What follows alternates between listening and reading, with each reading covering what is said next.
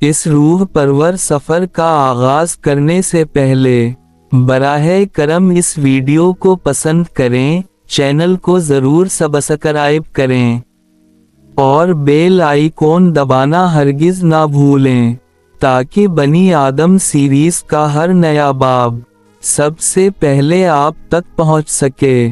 آپ کی محبت اور توجہ ہی اس مشن کی روشنی کو زندہ رکھتی ہے۔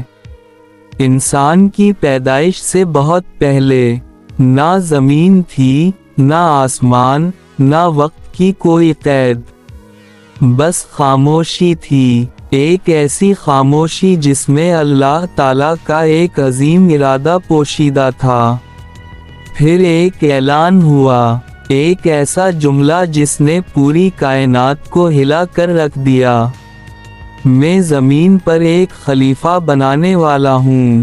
یہ اعلان معمولی نہ تھا، یہ انسان کے مقدر کا آغاز تھا اور ایک نئے دور کی ابتدا۔ آسمانوں میں نور کے فرشتے صف بصف کھڑے تھے، ہر طرف سکون تھا مگر دلوں میں سوال تھے۔ کائنات کے سب سے مطیع، سب سے پاک مخلوق کے ذہن میں پہلی مرتبہ حیرت پیدا ہوئی۔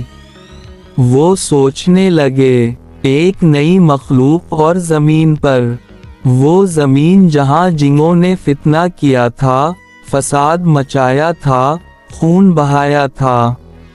یہ سوال ان کے تجربے سے جڑا ہوا تھا۔ فرشتوں نے ادب سے عرض کی، اے ہمارے رب، کیا آپ اس مخلوق کو پیدا کریں گے جو زمین میں فساد کرے گی اور خون بہائے گی؟ یہ سوال بغاوت نہیں تھا، یہ سوال حیرت تھا، تجربے پر مبنی خوف تھا۔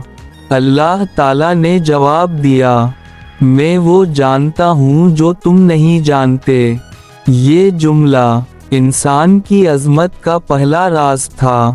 زمین کی مختلف جگہوں سے مٹی اکٹھی کی گئی، سفید، سرخ، سیاہ، بھوری، تاکہ انسان ہر رنگ، ہر مزاج، ہر کیفیت کی عکاسی کرے۔ مٹی کو سناٹا توڑتا ہوا ایک خاص شکل دی گئی، ایک بلند قامت، خوبصورت مگر بے جان پیکر۔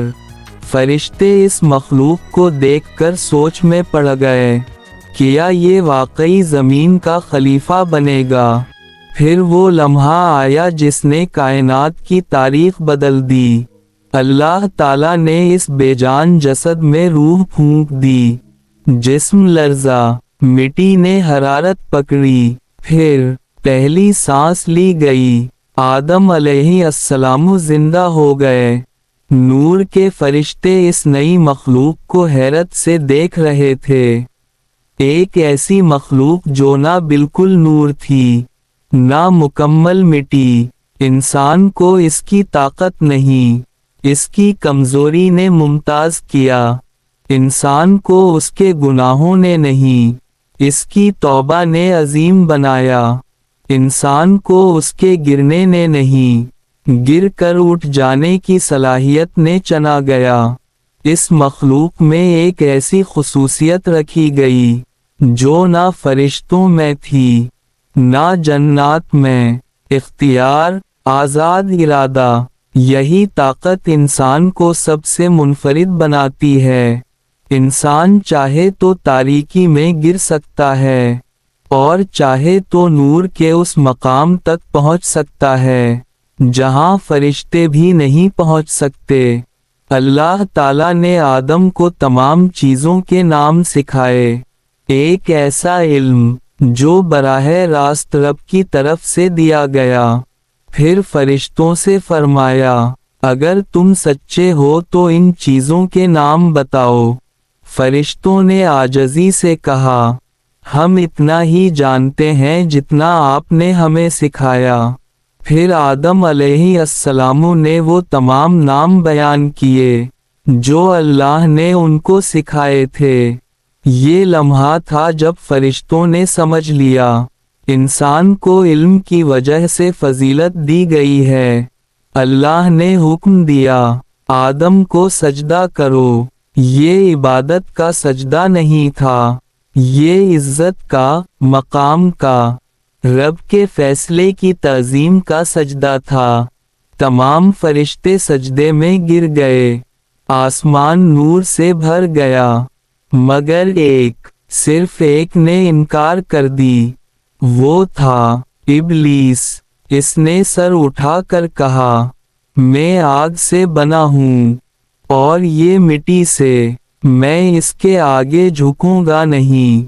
یہ تھا پہلا تکبر، پہلا بغاوت، پہلا حسد۔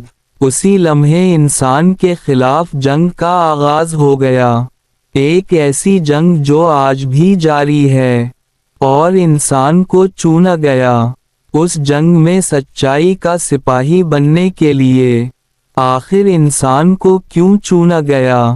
کیونکہ انسان روتا ہے، پھر رب کو پکارتا ہے، غلطی کرتا ہے، پھر توبہ کرتا ہے، کمزور ہوتا ہے اور پھر مضبوط ہو جاتا ہے۔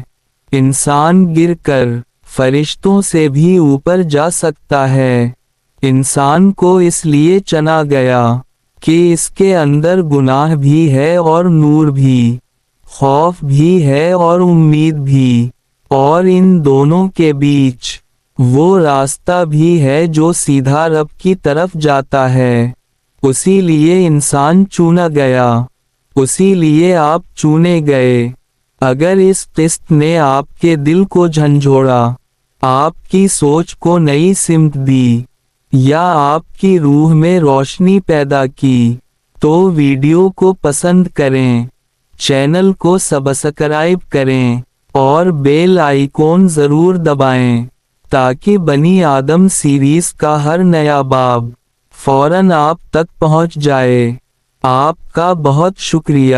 اللہ آپ کو اپنی حفظ و امان میں رکھے۔